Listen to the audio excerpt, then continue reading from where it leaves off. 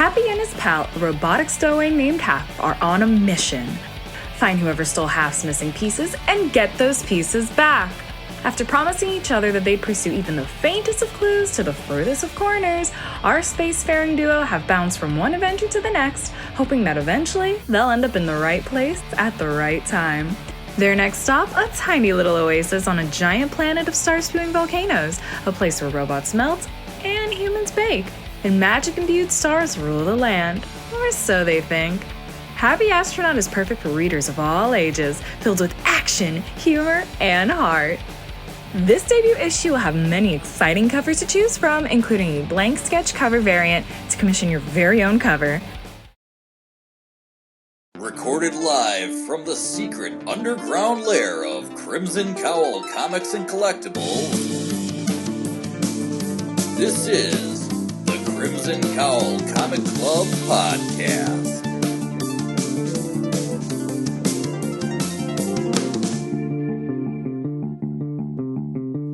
The following issues may contain spoilers. Why couldn't the prehistoric chicken cross the road?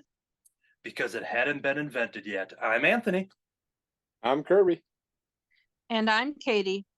Welcome to issue number 270 of the Crimson Cowl Comic Club Podcast. Each and every time we record, we talk about comic books. On this particular show, we have weekly reviews. All of us have a couple picks that we're going to talk about. And no news, no club discussion. But for those wondering about a club discussion, we have some upcoming titles. We are going to be doing the final issue of the run of The Punisher, the recent run of The Punisher, with issue number 12 in our next episode.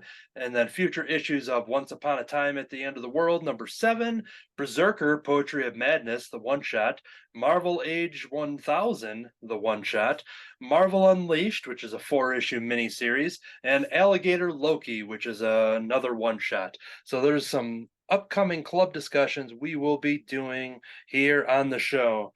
But this week, we're going to dive into the weekly reviews, but it kicks it off with a little bit of story time because I made a recent trip down to beautiful downtown Skokie to go there for a very special signing because Svengoolie was going to be signing at Ayak Comics. Svengoolie has released Lost in Time, a brand new 2-part comic book series, and this is done by the Frank Miller Press, and this is a brand new comic in which Svengoolie, who is the Chicago local movie horror host, which you can see on MeTV, has assembled with Dan DiDio of Frank Miller Press, as well as some other Chicago creators to assemble this comic book. So I was going down because I was excited for yet another signing at Ayak Comics. I've had, I wouldn't call myself a Svengoolie super fan, but I do like him, and we do have a Svengoolie super fan here, though, as in Kirby, who, if you're watching the video version of this podcast, if you're listening to the audio, you should check out the video, because he's showing off some original art that he did to commemorate the event of Svengoolie showing up at Ayak Comics. And one of the things I was excited to get is this cover that we're holding up here on the video is done by Art Baltazar, the famous cartoonist. Did this exclusive cover that was for the Ayak Comics Skokie shop, which will later be available at the other 2 Ayak comic shops, and as well as conventions wherever you find Art Baltazar. But I had to go down there to make sure to get myself a copy of this, hang out with the boys, check out Svengoolie, and help out where I can. So going down there was a lot of fun. The guys never know exactly when I'm going to show up. There might be an event that I may or may not attend, but every time I show up in the door, then the word Yagums gets yelled, and everybody gets all excited, and we're all chatting and hanging out, and everybody was just on the hype train for Svengoolie showing up at Ayak Comics.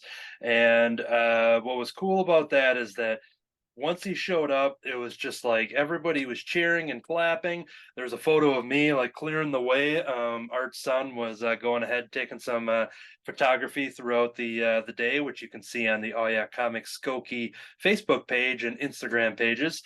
And yeah, he came through, and I'm just like clearing down the aisle, letting him go through. And one of the coolest things that you had a line all around the store inside, which went outside and down the block, and everybody was excited to meet Svengoolie, whether they're a comic book fan or just simply a fan of Sven in general. And you could definitely tell there's a lot of big fans there that brought a lot of just like old school merchandise and stuff. These people that just been watching him forever. He's been doing this for over 40 years, being starting with the son of Svengoolie and eventually adapting and accepting the official role as Svengoolie, taking over from the original actor who played him and created the character. And after seeing everybody really excited about it, the one person that was super excited was Art Baltazar. Like, here's Art with his comic book shop, has a special cover, contributed art alongside with the story with Franco in this comic as well. You know, collaborating with Frank Miller Press and Dan DiDio and Svengoolie himself. After all of that, Art is acting like just like all of us, the way he's just around him, and he wanted to get his own comic signed by Sven, and just like he was just full of joy throughout the day. And after having a very successful signing, all of us just kind of hanging out afterwards and just kind of chilling with him. Everybody was done getting their stuff signed, and then it was just kind of the oh yeah staff and Sven just kind of hanging around. There's a cool video that Sven did to advertise Famous Cartoonist Says Things, which I got to witness that being made. And it was very off script and very awesome and very Svengoolie. And Art was just geeking out over that. The fact that, you know, he had the time to go ahead and record like basically a little bumper for him. So that will probably be on a future episode after Art gets back from San Diego and has a busy week. So I'm sure all of that video editing and stuff will take place later. But anyways, going back to the event and going up to the table, like I said, you know, I wouldn't call myself a super fan, but as I told them, I was excited about checking out this comic and the collaboration and just loving all the creators in here, you know, Jill Thompson's included, and I just love everybody that is involved with this book. And then I had a couple extra books for him to sign, because Kirby is a super fan, so I was able to snatch up the Art exclusive cover, and then I got to tell him about Kirby being selected as his video got to be shown on the MeTV production of the Svengoolie for their Spawn of Svengoolie contest video series. So I got to tell him that and just kind of talk about, you know, you weren't able to make it that day, but super fan, so you get that comic. So yeah, so I got that, and I got one for Damon asked for one, and then Matt Fife asked for one too, so I got some extra spend time by having the extra personalizations there. But then what was cool is that I went from fan into staff member, because then I went ahead and helping the line flow, I would take people's cameras as they're getting their picture taken and meeting Svengoolie. I would take their iPhone or whatever and start snapping away. I've been on the opposite side of that situation where I'd had like a volunteer at a Comic-Con, you know, take my phone to take a picture, and then it's like out of focus. It's super far away. It's chopped off. It's just looking like, all right, that they clearly don't even want to be there that day. And so I told everybody, I'm just like, well, I hope you have a lot of memory on your phone, because I'm going to take about 1 million pictures. I'm like, just forget that I'm here though. Just, you know, hang out with Sven. And because I had to say that, because after I was taking a bunch, they kept like posing for each one while they're trying, like talking with them and stuff. I'm like, no, I'm like, don't even worry about me. So after I mentioned, I'm just like, yep, just forget I'm here. So people were meeting him. You got plenty of shots of them talking, got close-ups of the items that he was signing for them, over the shoulder shots, and then taking a pose shot at the end and stuff. And every single person I went through there, they're the youngest of kids and the oldest of, you know, of the elderly were there. Like, it was so cool to see all of these generations of Svengoolie fans in line. Everybody was super excited. He was super cool to everybody, took pictures with everybody, talked to everybody, looked at people's artwork, if they brought in artwork and stuff for him to sign or just to look at. And he said, even though there was an hour time limit, because he had other shops to go to as well, but he did let them know beforehand. He's like, I'll be here for as many people that line up for it. So if there's an overflow with it, then he was going to stay extra and make sure everybody got their stuff signed. So he could not have been nicer. He was super cool. But yeah, and yeah, so that was kind of the experience of meeting Svengoolie. the hype of reading this comic book, which we will soon talk about and review. After reading that and just meeting him and being in the presence, I'm now going to be playing catch up and putting on more Svengoolie in the background, watching some movies I've either seen or haven't seen, but watching it with his presentation and his cast of characters and everything like that. So he was super cool, could not have been better. And actually, if you want a little more piece of the reactions from everybody from All Yeah Comics who got to share in that experience, you can download an audio episode from the Death by Podcast. Death by Podcast is done by Adam Crone and Kevin Krull, and they do this horror themed podcast. And I do have the information here just to get that right. They do horror movie reviews for every letter of the alphabet with host Adam Crone and Kevin Krull. And everywhere you get your podcast, check out Death by Podcast. And on one of the most recent episodes, Adam sat down with just a rotation of guests to talk about their favorite horror movies as well as their Svengoolie love. So Art Baltazar was on there. His daughter Audrey was on the show. Myself, former guest on this very show, we had Brian Lynch, the Hot Wing of Justice, so you can hear him on the episode. My buddy Chris O'Connell was on the episode, and several more. And it's an awesome episode to hear more stories from other people that had the same experience I did, and probably better because they were all like super fans and everything too. So check out one of the most recent episodes of Death by Podcast to not only hear myself, but as well as all the people I just mentioned talking about Svengoolie. All right, there was the plug for that. Let's move on to this comic book, and that'll lead into a bigger discussion here between myself and Kirby. I'll kick it off first with the synopsis. In this first of two specials, MeTV sensation Svengoolie appears in his first full-length comic book feature as the evil Svenbot goes to the past to undo Svengoolie's future. Learn the secrets behind Sven and his crazy cast of friends as told by the show's creators, Rich Coase, Jim Roche, and Chris Faulkner. Buy this at your local comic shop, and remember, no personal checks. This comic is done story and dialogue by Rich Coase. We got Chris Faulkner, Jim Roche, script assist by Franco, and we have art by Christopher Jones, colors by Hi-Fi, more art from Art Baltazar, colors by Jill Thompson, art and colors by Jill Thompson, and then there's a backup story of Nostalgia Ferratu, is probably the best way to say it, script by Bill Leff, art and colors by Bill Morrison, lettering by Carlos Mangual, assistant editor Liliana Ramos, which I got to meet, and editor Dan DiDio. Yes, I should mention that before we dive into it. Dan DiDio, who is the former editor-in-chief at DC Comics for probably about 2 decades, I think, leading up till the pandemic. He had ran DC Comics, and after leaving that giant position, just kind of had an open slate on kind of what to do from there on out. And his choice was to team up with Frank Miller, of all people, and create a publishing company. And they have several different series that are rolling out right now under the Frank Miller Press and Publishing brand, or Frank Miller Presents. I always forget if it's Presents, Publishing, Press. I think it's all of them. But yeah, frankmillerpresents.com. And Dan DiDio, who has a connection with All Yeah Comics, with just being like a friend of all theirs. He's a former guest on the All Yeah podcast in the early days. Definitely a fan of Art and Franco during their Tiny Titans days. And there's a framed photo of Dan DiDio, a cartoon drawing of him that hangs behind the counter at All Yeah Comics in Skokie.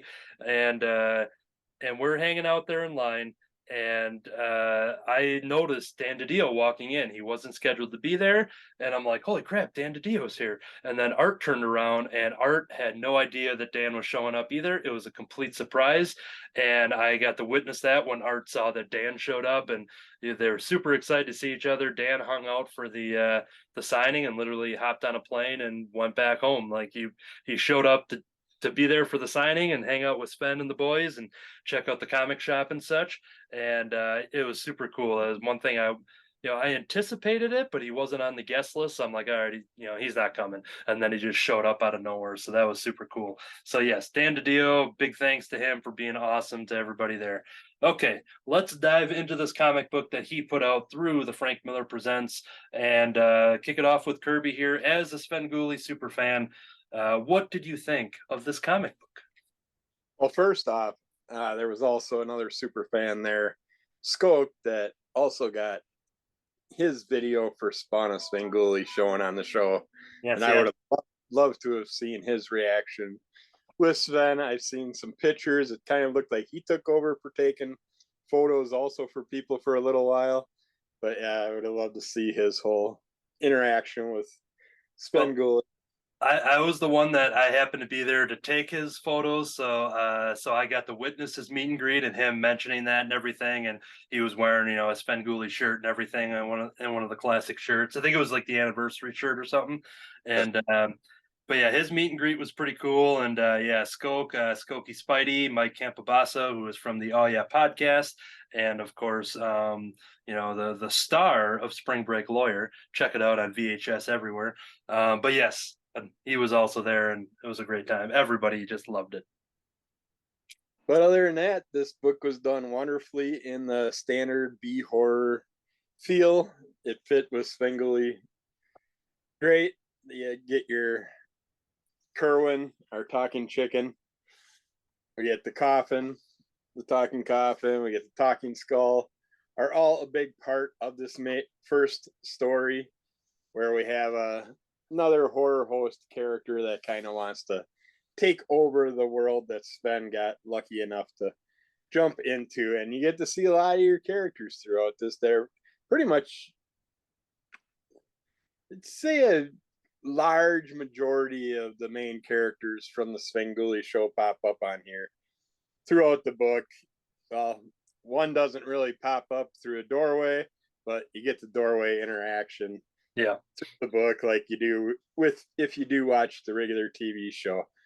And the way they did this by going from one art style to another art yeah, art style a literal art style.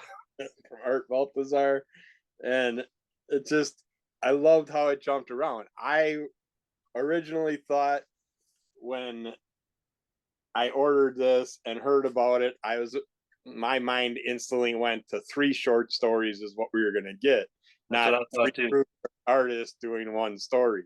So I really love how they just twisted that up and did it that way.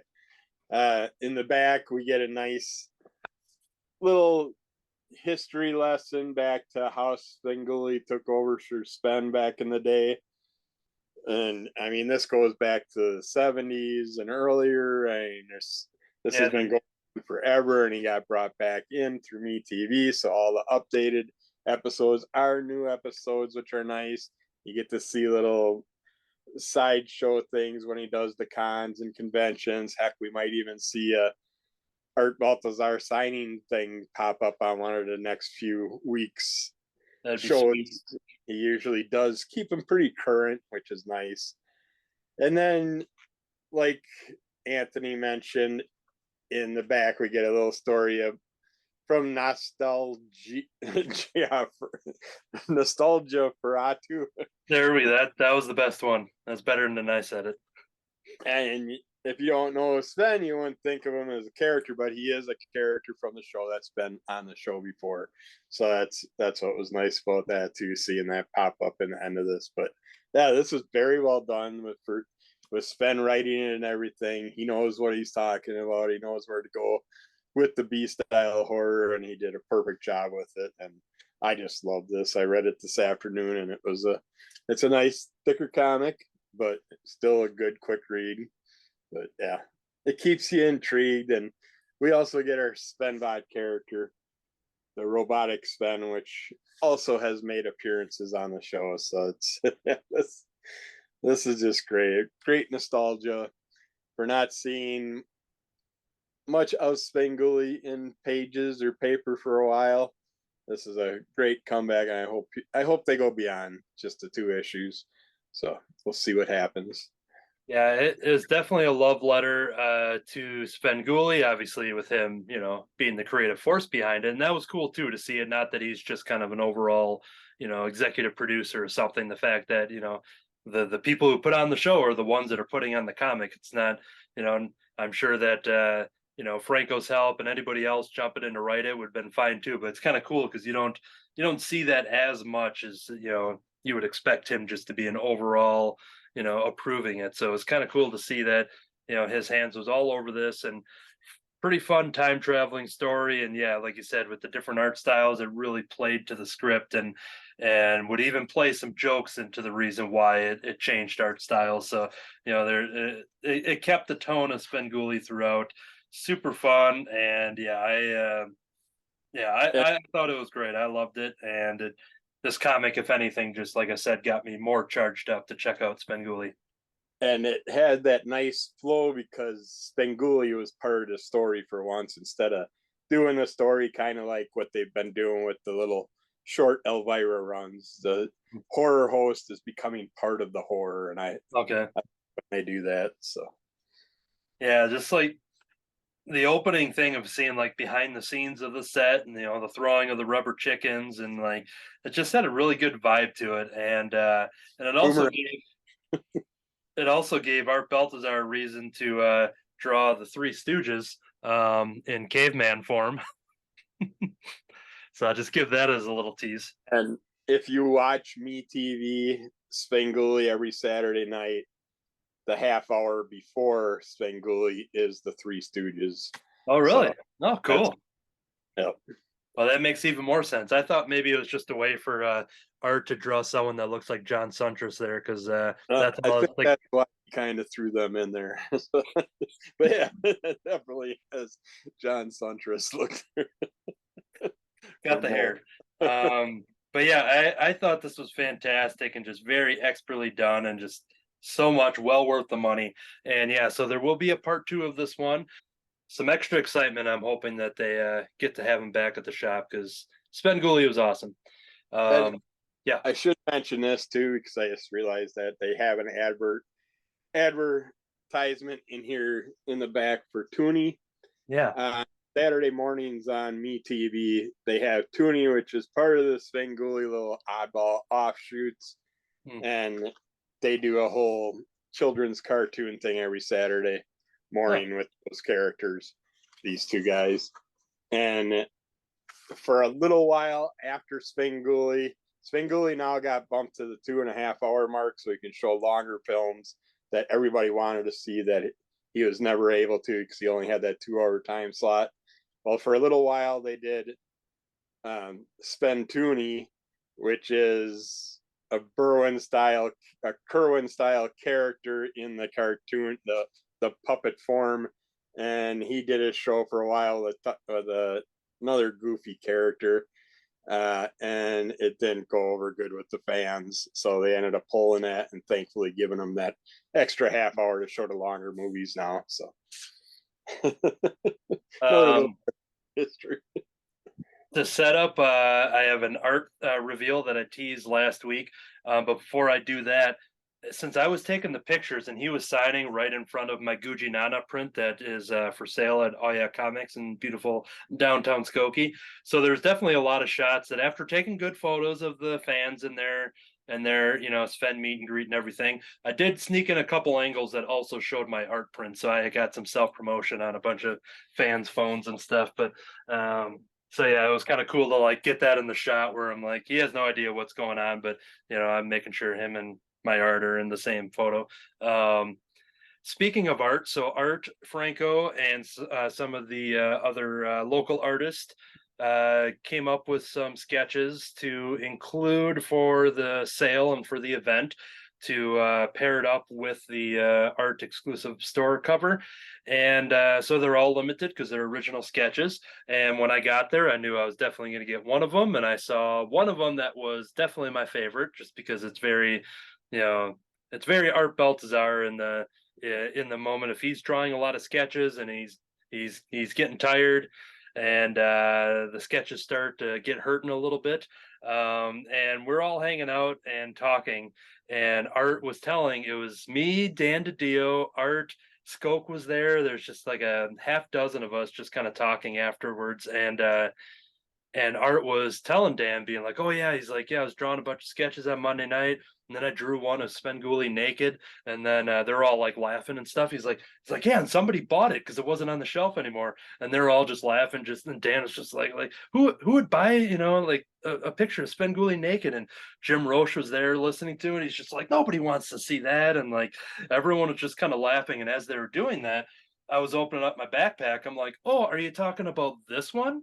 And yes, so here is the original Art Baltazar sketch that I picked up um, of Sven just kind of standing on a little hill there and just belly out and just I don't know. I don't know what else more I could say about this. That it's just being ridiculous. And Art laughed, and we took like a his son took a professional photo of us holding up the sketch and. What was super cool about it is that he's just like, "Oh, I'm glad you got that," because like anytime he does some of the hurting sketches, he gets relieved if somebody he knows like gets it on eBay or something like that, because then he doesn't have to worry about somebody being disappointed, being like, "Oh, isn't what I thought it was going to be" or something. And so yeah, anytime that kind of stuff happens, he said he gets relieved when somebody he knows buys it because he knows that we like it and stuff. So he doesn't have to worry about bad feedback on an item. So yeah, this is the thing that exists, and it's in my house. And I told Dan DiDio, I'm like, "Oh yeah, I'm taking down my family photo, and this is going up in the place of it. So this needs to be treasured." So Yeah, I would have done the same thing. there's a lot of super cool ones, and Kevin Bigsby is a local customer and friend of the show or friend of the shop and everything, and he's an awesome artist, and he had some cool ones too. But yeah, I had to go for that one. Okay, so that completes my round as well as Kirby's first round, and now I think it's time to take a trip to a galaxy far, far away. Because I think, and I'm just going off of memory, but I think you have something Star Wars to talk about. Is that right? I do. I have two Star Wars. I have a sci-fi doubleheader today. Let's see. I'm going to start with Star Wars: Tales from the Rancor Pit. This is published by Dark Horse, and it features work by Kevin Scott, Nick Brockenshire, Juan Samu, Andy Dugan, and Rafael Perez. Now, you might recognize a lot of those names. They have worked on the Tales from Vader's Castle series that were coming out, I think, like 4 Halloweens in a row. So I was excited to see that. And this book is very much in that same vein, where we have a narrator telling 3 spooky stories from different parts of the Star Wars timeline to Jabba the Hutt. We get a story with Han and Leia set during the Rebellion. We get a story set during the Clone Wars. And then the one that I liked the best was set during the High Republic era. Let's see. You know, this felt a little bit more like it was meant for younger readers. I feel like the Tales from Vader's Castle truly is all ages. This did feel a little bit younger, but it wasn't bad by any means. This is a very well done kids book. I think that if you're young at heart, you can enjoy it, and it's a really good way for younger readers to get involved in Star Wars comics. Let's see. So the story that I liked the most, like I said, was from the High Republic. It features the character Ty Yorick, who is a ex-Jedi and current monster slayer, and she goes around taking out bad guys for hire. And she first shows up in the book The Rising Storm, also by Kevin Scott. And so we get to see her go on some adventures and meet up with another bounty hunter, because it turns out the slimeball who hired her is a dishonest scug, and he also hired somebody else to see who could take each other out first. And I liked that one a lot. What else? I'm not going to recommend this as a must read if you are a completionist, or like I said, you have a younger reader. I think that you'll really enjoy this book. I will say, though, the same team works on the Tales from Vader's Castle. That is, to me, a must-read Star Wars book. Very well worth your time. No complaints. I'm glad to see that Dark Horse is continuing the same kind of stories. They were originally published at IDW, and I'm looking forward to the next one. I got this from the library, but it retails for around $18. So check it out at your library or your favorite local comic shop for Star Wars: Tales from the Rancor Pit. Cool. And before I forget about it, I should have mentioned, gave a shout out to Joe Crone, who is the manager at Oh Yeah Comics in beautiful downtown Skokie, for not only always running the shop and hosting great events and stuff, but a lot of what happened with that Svengoolie event was made possible by the work from Joe and Adam, and Kyle Fenrick was there as well, and yeah, so Joe definitely gets a huge shout out for all of the work to make that event amazing. So Yagums to Joe, a special Yagums to Joe. All right, jumping over to something that I was very much anticipating. I remember talking about this in the previews a couple months ago.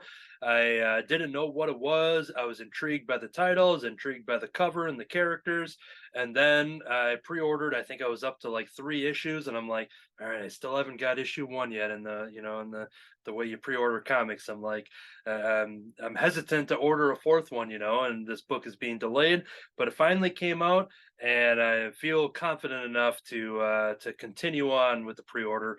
I am talking about Franklin and Ghost, issue number 1. In anticipation of the upcoming animated series, Franklin and Ghost are back, remastered in a brand new format. By the way, I have no information about this animated series. I have no information about these characters existing, the fact that they're being remastered and back. I know absolutely nothing, so this is my first experience with these characters. In a last-ditch effort to see more of the universe before accepting their in I should have just cut that word out. Inevitability of boring lives as miners on their home planet, Dephilion. Franklin and Ghost steal a ship and head out for the one last adventure. When they accidentally crash to Earth, they seek shelter in the bodies of a couple unsuspecting hosts. Hell-bent on having a good time, they start a rage-filled quest, putting them on the radar of galactic police forces. This comic is done by Garrett Gunn, who I know I bought some stuff from Garrett Gunn before. I want to say it was that good boy or good dog, that the reverse John Wick. I think Garrett Gunn was attached to that. Nicholas Torres, Dave Lentz, Joshua Werner, and yeah. So this comic here from Source Point Press, I went in completely blind just after seeing this awesome cover here of this kind of this Elsa Bloodstone type looking character here, a fox, a floating flaming skull. I'm just like, all right, I have no idea what any of this stuff is. Jumping into this issue to kind of set it up, you start off with this adorable little fox who is just minding their own business out in the woods, foraging for food, until there's a bunch of hunters trying to shoot at it. And as there's a little, a shootout and a chase, there is a giant asteroid from outer space that lands into these woods. And when that happens, it lands right there by our furry little fox character. And the next time we see the fox after the explosion, it attracted the hunters back to the landing, wondering what fell from the sky. And now, the next time we see that adorable little fox, we see the fox in a different light, fully standing, ripped bod and looking pretty suave and everything. And the story sets up the fact that these alien entities had basically crashed into the woods. We have the fox, and then we have another one. I won't go into details of that character to kind of tease it for anybody who is interested.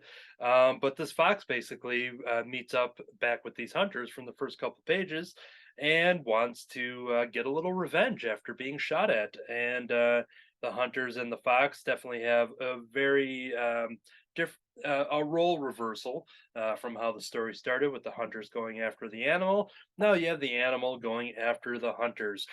This is very much a mature rated book. There's some great, there's some vulgar humor in there. Definitely some violence. I'm trying to think if some of this is just kind of off panel silhouette violence, but I'll show off these images here. Just seeing the fox getting some revenge on the hunters. And yeah, and that leads into our second character coming into the book. Once again, not going into their details because it's definitely very interesting to see how this other alien buddy of this who becomes a fox, how this other alien entity, what body that person takes over. And this ain't a spoiler. It just kind of leaves it open and for more questions. But our main character, that Elsa Bloodstone looking female on the cover there, is not in the first issue here. So I'm excited to check it out to kind of see, she's there front and center in the book. I wasn't sure if she was, Franklin or Ghost, if there was if there's a specific name or nickname that she had or something. So I was kind of curious, being like, where this character was, and I look forward to checking out future issues because I really, really thought this was a lot of fun. Just a lot of just silly, fun action, alien adventure so far. I have no idea where it's going to go, but I think it's an 8-issue miniseries, and after this first issue, I'm pretty confident that I will probably follow it all the way through. That is Franklin and Ghost, issue number 1. I think issue number 2 does come out this coming week, so I'm happy that it's now on a regular release schedule. I got Queen of Swords, number 1. This is from Vault Comics and Barbaric. It's basically an offshoot from the Barbaric series of Owen with the bloodthirsty talking axe that devours the blood of its enemies, and Owen's the barbarian that got turned by a witch to only do good deeds. He can't be an evil barbarian anymore.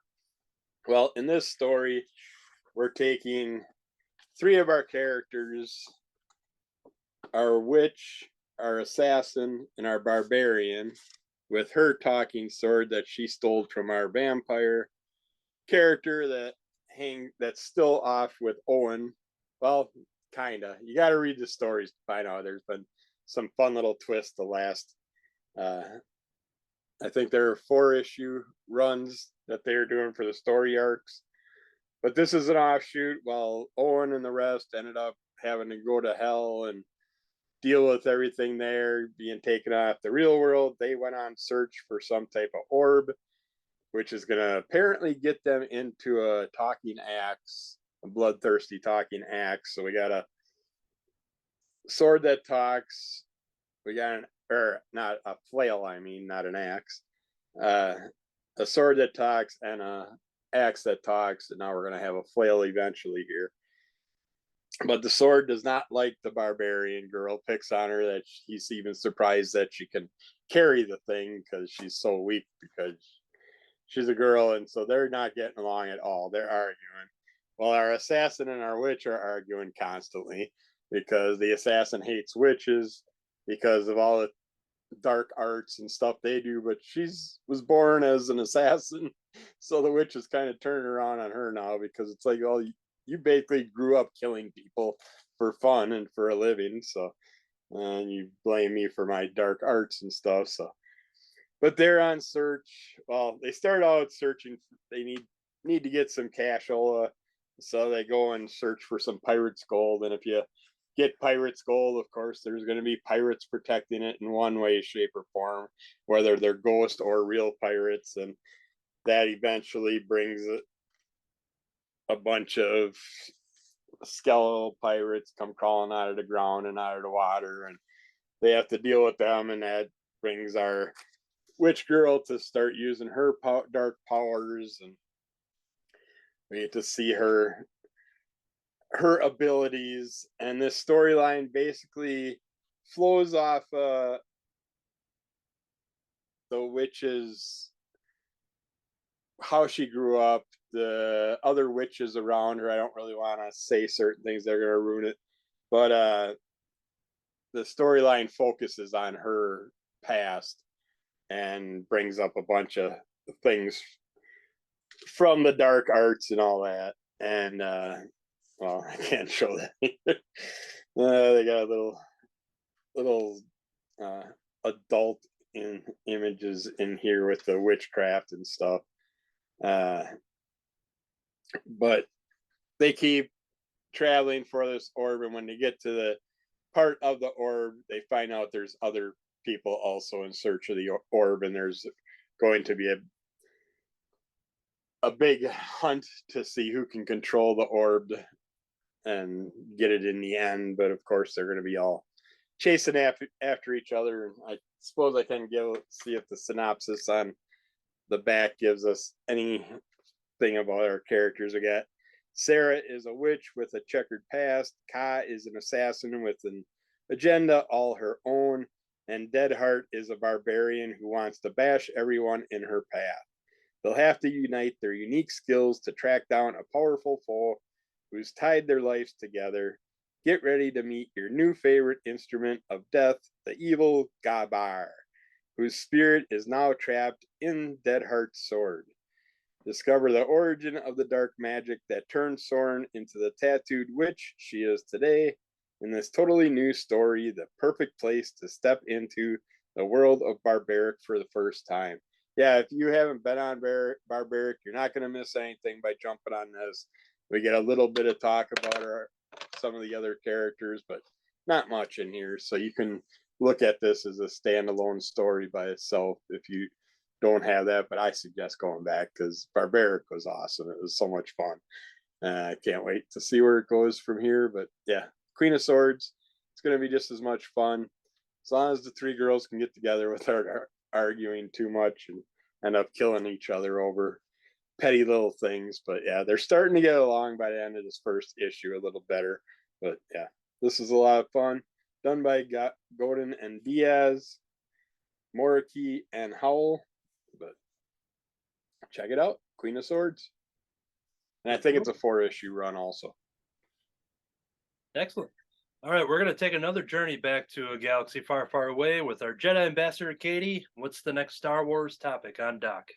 All right, this is from Star Wars Adventures, Smugglers Run. This is adapting the novella by Greg Rucka, and it was adapted by Alec Worley and Ingo Romling. All right, so this takes place immediately after A New Hope. The rebels are evacuating Yavin, and Princess Leia has a mission for Han Solo, and only he can do it because the Millennium Falcon is the fastest hunk of junk in the galaxy.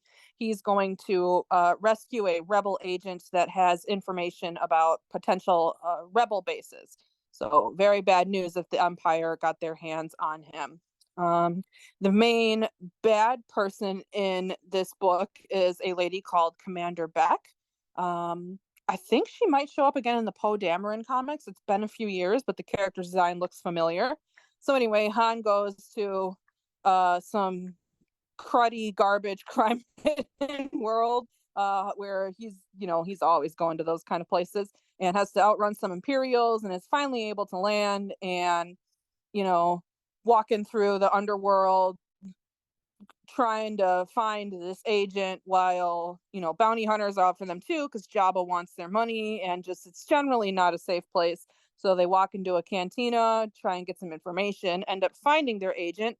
Meanwhile, Commander Beck has landed on the surface of this planet. There's a big shootout, and which is Imperials versus bounty hunters versus Han and Chewie, and Han tries to trick the Imperials and they make a run for it, and they find their agent, and now it's going to be a question of, well, how do we escape? So Han is meeting up with appears to be an old associate who is, giving them some information, engineering a way out for them, and they meet at a safe house, and then the whole rest of the book is just them fighting their way out of there. The Imperials have a big Star Destroyer, so that's pretty exciting. And it ends up being that Han outwits them the way he so often does by he can fly the Falcon better and faster than they can.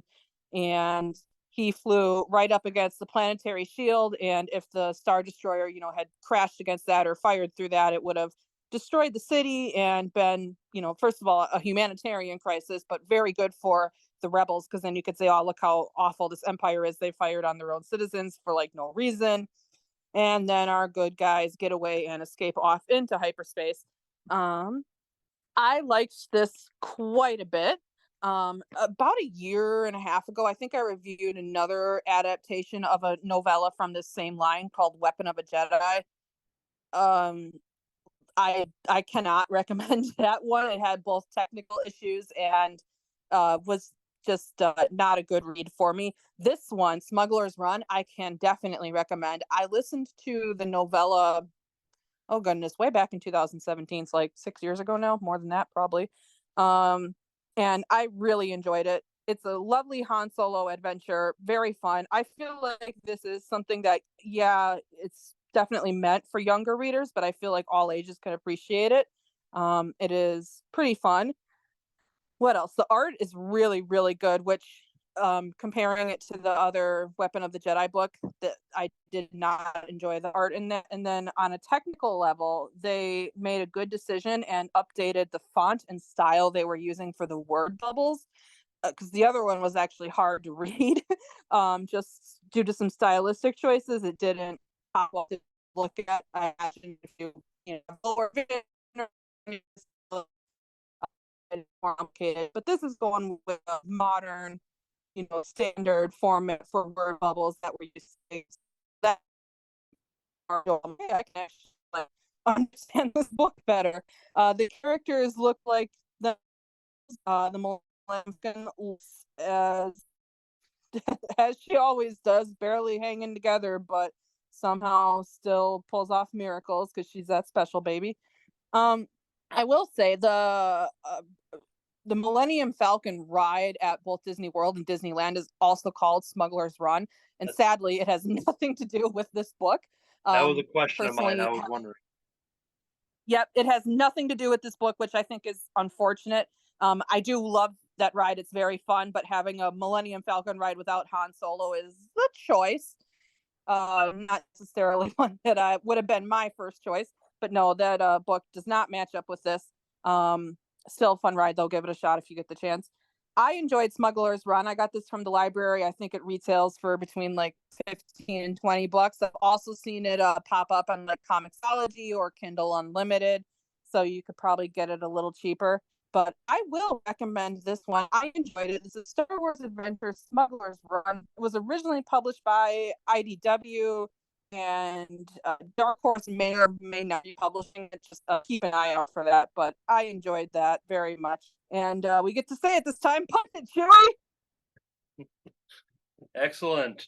All right, jumping into my next review and possibly the last review of the episode, just to double check. Actually, no. Yeah, I think that is it. Do you have one more yet, Kirby? Okay. Okay, yeah, I got it. So yeah, this will be my last one. This is the crossover that I didn't see coming, but they've proved time and time again that they are awesome in crossover stories. I'm talking about the Teenage Mutant Ninja Turtles and Stranger Things, issue number 1. 11, Max, Dustin, Mike, Will, and Lucas are all looking forward to a non-threatening, fun-filled trip to New York City. New York City. With the gang hundreds of miles from Hawkins, they're sure to catch a break this time. That is, until they encounter a threat both bizarre and familiar, and some allies that are just bizarre. This summer, the kids from Hawkins meet the Teenage Mutant Ninja Turtles. This comic is done by Cameron Chitak, Pharaoh Pei, Sophie Dodson, Russ Wooten, Nicholas Nino. Yes. So this is the Ninja Turtles and Stranger Things. Oh, you read this one as well? Okay, cool. All right. So this is I'm a sucker for crossover stuff. Teenage Mutant Ninja Turtles have done it several times, whether it's with the multiple times with Batman, multiple times with the Power Rangers. I'm pretty much on board with whatever property they cross over with. This is one of those that I just did not see coming, especially with having, Stranger Things being such a Netflix, type of property. Obviously, we got the publisher collaboration with Dark Horse, so that makes sense. That makes it happen. But just to the fact that the Stranger Things have been doing their comics that kind of tie in with the show, kind of being lost chapters, being some prequel stuff. Done a lot of great work out of some of the Stranger Things comics that I have read, but thinking that this crossover probably wouldn't be a possibility, but here it is in our hands, and I dug the heck out of it. This story is setting the story in 1985, obviously following the lines of the where the Stranger Thing kids are living. I'm guessing, I wouldn't call myself a Stranger Things expert, but I want to say this is probably a season 3 era because Max is in there, who I think she showed up in season 2. But talking about, there's a line where she just kind of talks about that she's been hanging around these kids too long already, that they're always running into these kind of troubles. So, and based on how Eleven is dressed, I'm getting some vibes that this is taking place in season 3 of the television show.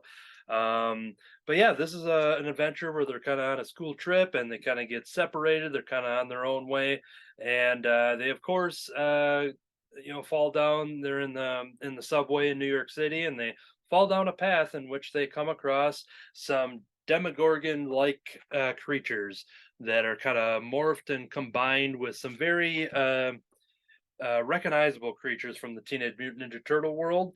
You get it a little bit on that first panel that I showed, but I don't want to talk about basically what these creatures are, especially if you're listening to the audio and you have yet to read this or you're waiting to be sold. But it is a very awesome combination of where they're taking these Demogorgon type creatures and mixing it with some villainous creatures from the Ninja Turtle world, which leads obviously down a certain path. If you're a fan of Teenage Mutant Ninja Turtles, you probably already figured out the mastermind behind this. But once again, just keeping this spoiler free for anybody who has yet to see it. But the main thing I was really drawn to is seeing the kids and the turtles, and basically how quick they jump into the adventure. Now, to the Ninja Turtles, seeing these kids, they're kind of reacting to them, saying like, "Oh, they're probably scared of us because we're giant, turtles." Until they realize when Eleven does use her powers and realize that, maybe there isn't a reason for them to be scared, which kind of leads very quickly into, and with this being a comic book miniseries, they don't need to take too much time with they don't need a whole issue of the kids trying to like figure out why there's giant talking turtles. By season After 3 seasons of the TV show, these kids have seen a lot of stuff, so they definitely this is definitely the nicer side of things when it comes to seeing things out of this world, but are in their world and not from the upside down. So yeah, they do have that, meeting the turtles, getting to see their lair. There's a funny comment about the lair being pretty cool and being, I think, better than Mike's basement, but it's just like, hey, this is a sewer. Like, like what are you talking about, man? And it's just kind of funny that oh yeah, it's like a better version of yeah, Lucas I think says it, version of Mike's basement. And so it is kind of funny, seeing them interact like that, but they don't waste any time into getting into the world of Indiana, where where the Stranger Things come from, and all the stuff that they've experienced in over there from Hawkins. And yeah, so I thought it was a lot of fun. I think it did a really good job. Just real quick, just jump right into it. That way we can jump into the adventure. I forget how many issues we're doing on this one, if this is a 5 or a 6 issue, but I think it did a good job of just jumping right into it and quickly getting to at least one of our villains from the turtle side. But yeah, I thought this was a lot of fun. Very excited to read it. It got lost in my stack, so when I was looking through my books of what to read today, thinking like, all right, what can I find something that'll probably be a sure thing that I can talk about? I got so excited to find that this thing was in my stack. I hadn't read it because I think it's been out for like a week or two. So I really dug it. Kirby, you read it as well. Thoughts on Stranger Things and the Ninja Turtles?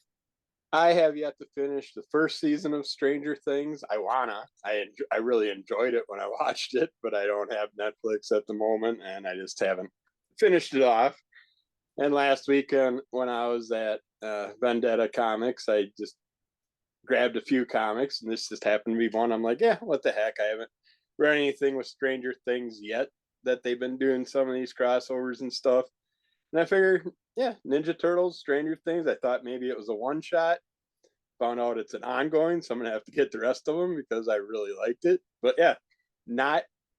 I think you could not even know anything about the Stranger Things show and easily read this and not be lost. I was not. I didn't have to catch up to the last few seasons or anything like that to understand where we were going with it. You got your main characters and the turtles and everything, and I love the crossover of the characters, mixing them up and stuff in here.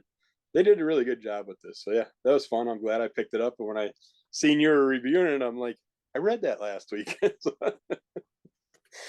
Yeah, it's a good point of saying how it is very accessible. Like out of these two properties, like if you come into this knowing one or the other, you're going to be fine. And even though Turtles is the more well-known one, like everyone's got to at least know the basic idea of the Turtles. You know, you don't need to dive into origin. You just get it. Turtles have been around for a long, long time. And but Stranger Things, however, has some lore that it's very easy to see people not knowing that, and it's good to see that you don't need to know everything about it, and you just get the idea that these kids have seen some things. And it would be interesting to see if a Turtles fan who's probably, if you're a Turtles fan, you're probably picking this up either way. But I would be very curious to see if there's anybody that is just like, hey, I should finally dive into Stranger Things for the first time. But yeah, it's very well done. So glad to see that we're on the same page on that one, because I thought the world of this one, and looks like it lived up to it. Cool, cool. All right, and I think you have one more title. Is that correct? Yeah. All right, boys and girls, grab your little piece of paper, put it Uh-oh. on your tongue. Uh-oh. We are going to talk about Pink Elephant from Sumerian Comics, E.E. Pliskin, and Benson Chin. I don't think they have a synopsis in here, but I don't really need one. Story starts out, and the cover was weird, strange. It was going to be a trippy story. I couldn't even tell you what the synopsis is. But when you open it up, you got an old lady riding a bicycle in her pink outfit, just driving around singing the song about how you're going to be murdered. And she's going on and on about this. And then we get to see some kids that just happen to be going on a road trip, headed up into the woods to go to a cabin to hang out, have a fun weekend. And they come across the gas station, and the gas station has all kinds of interesting stuff inside it. All kinds of fun old collectibles and stuff. And they're like, hey, we got to go check this out. Old Donald Duck heads and stuff. But it's heads, and it's all kinds of old things, but they're kind of mutilated and stuff like that. There's skulls, and there's some familiar masks and stuff you'll see in there, and just all kinds of horror-esque style backgrounds just made up with old toys. And we got the old lady sitting in this gas station at the counter, and she's not saying a word. And these kids are talking to her. It's like, well, heck, is she dead? I mean, what's going on here? And then one of the characters just happens to open up oh, come on, where is that picture? That's got to be in here. He opens up this box and it's full of all these pink elephants, and he takes one of the pink elephants out of the box, throws it in his shirt pocket, and steals it, and goes on. And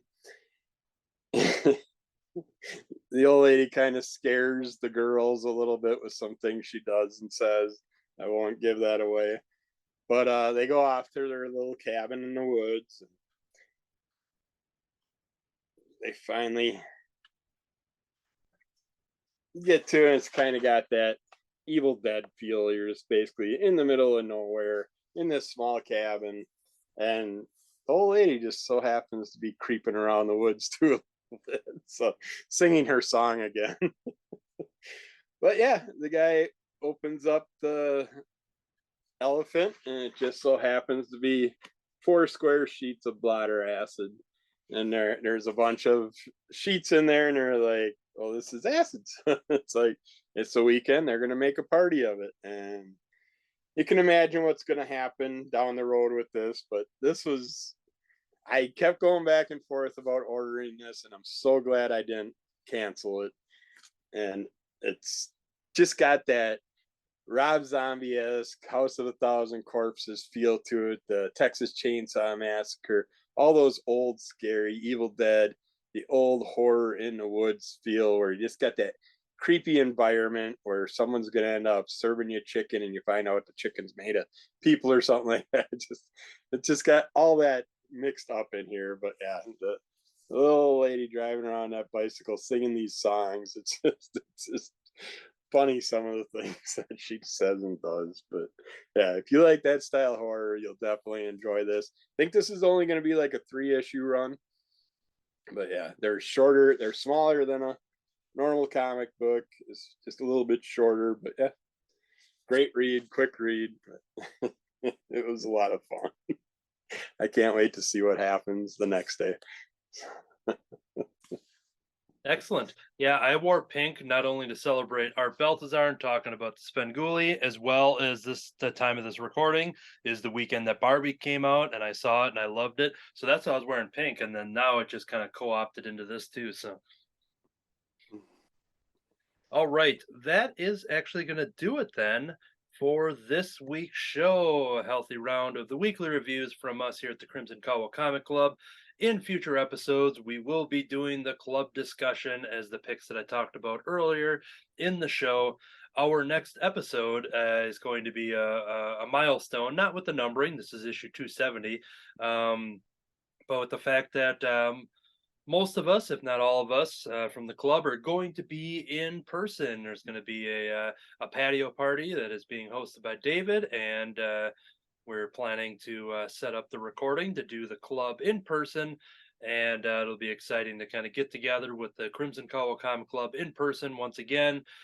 We've seen each other from time to time throughout the last couple years since the pandemic and moving to the Zoom version of the show and everything, but it'll be exciting to meet up in person again, to hang out, have some food, and talk about comic books. So we will have an extra special episode. I got to think about the specifics yet for the video version, and kind of, that's a future Anthony problem. So we'll figure that out when the time gets a little closer on how this episode will be presented in a slightly different fashion for the special episode.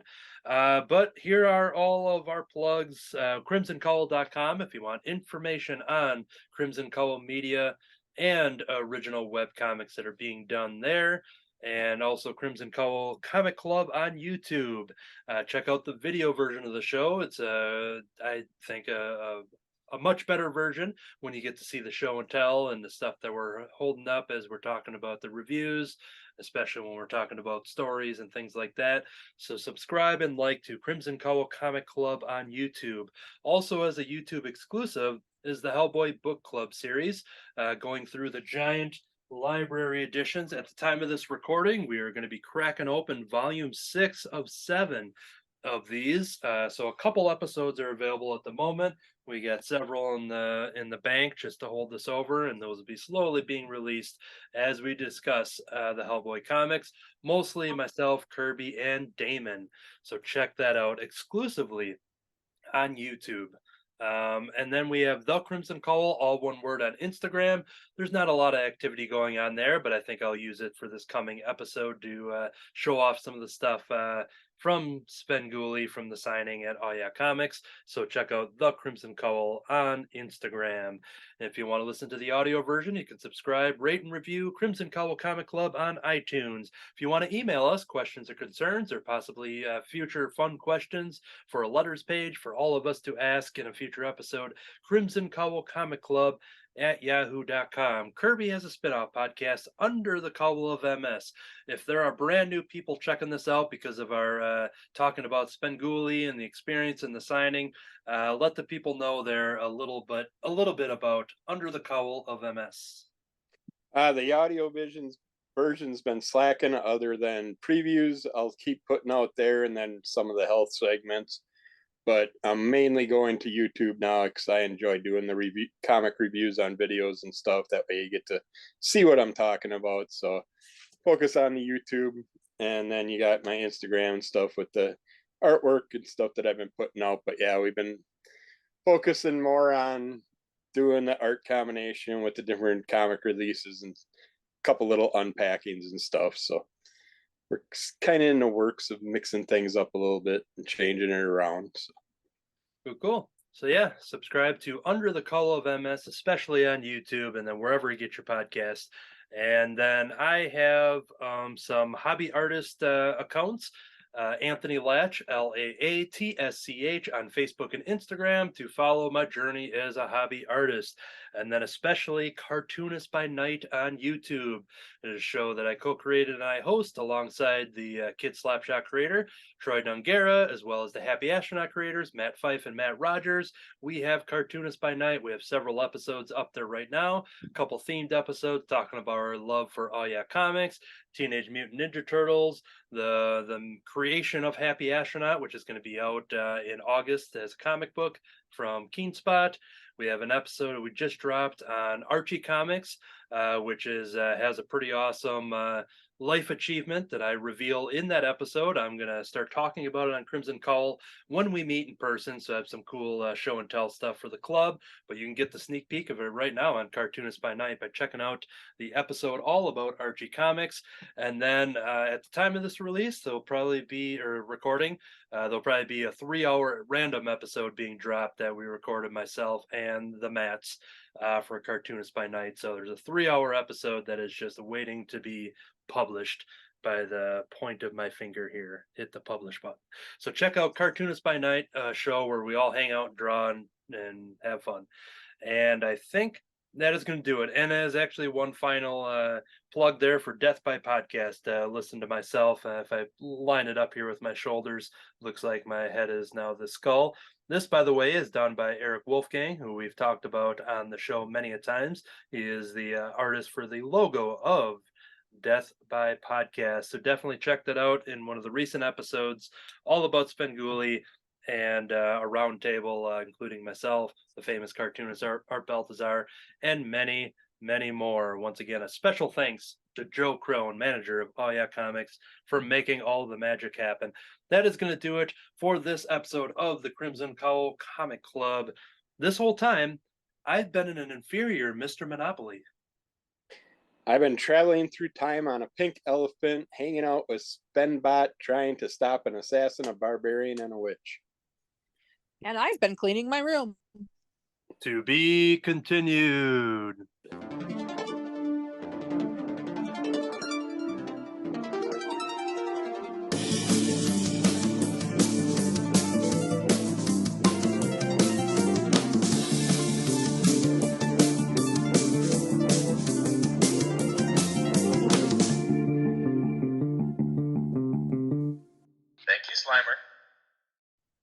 And now the news.